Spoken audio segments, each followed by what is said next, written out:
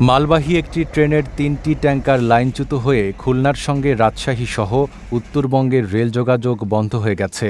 ভোর ৬টার দিকে ঝিনাইদহের কোটচাঁদপুরের সাফদারপুর রেল স্টেশন এলাকায় এ দুর্ঘটনা ঘটে। রেলওয়ে সূত্র জানায়, খুলনা থেকে পার্বতীপুরগামী একটি তেলবাহী মালগাড়ি সাফদারপুর স্টেশনের কাছে পৌঁছালে হঠাৎ করে পেছনের ৩টি ট্যাংকারের ৯টি চাকা লাইনচ্যুত হয়। এতে তাৎক্ষণিকভাবে ওই রুটে ট্রেন চলাচল বন্ধ হয়ে যায়। দুর্ঘটনার পর খুলনা থেকে উদ্ধারকারী ট্রেন ঘটনাস্থলে এসে উদ্ধার কাজ শুরু করে। এতে দুপুর পর্যন্ত রেল যোগাযোগ স্বাভাবিক করা সম্ভব হয়নি বলে জানা গেছে।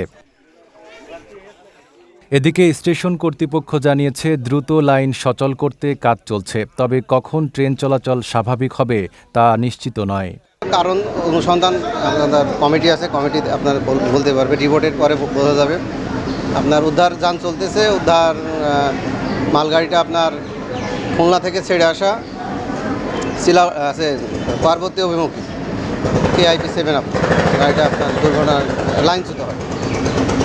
বর্তমানে উদ্ধার কাজ চলতেছে।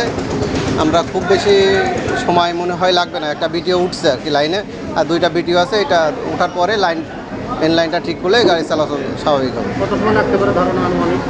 সময়টা এখনও অ্যাকুরেট বলা যাচ্ছে না, যেহেতু আপনার লাইনের কাজও আছে এবং গাড়িগুলো উঠবে, অ্যাকুরেট বলা যাচ্ছে না সময়টা। এর আগে গত ২১ মে একই এলাকায় আরও একটি মালবাহী ট্রেন লাইনচ্যুত হওয়ার ঘটনা ঘটে। Desk report, Dhaka post.